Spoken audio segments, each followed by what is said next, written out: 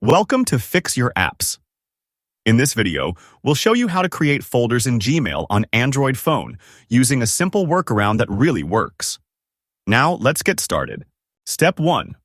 Open the Chrome browser on your Android phone to get started with the web version of Gmail. Step 2.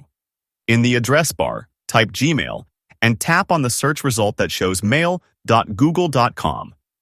Then tap the three-dot menu icon at the top right corner of the browser. Step 3.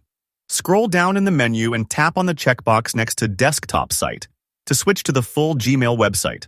Step 4. If the screen looks too small, simply pinch to zoom in so you can see everything clearly. Step 5. On the left side of the Gmail page, locate the Labels section where your folders are listed. Step 6. Tap the plus sign next to Labels to start creating a new folder. Step 7. A pop-up window will appear asking for a label name. Type in the name you want for your folder. Step 8. Tap the blue Create button to finish adding your new label. Step 9. Now, open the Gmail mobile app and tap on the menu icon. You'll see the new folder you just created in the list. Thanks for watching, and don't forget to subscribe to Fix Your Apps.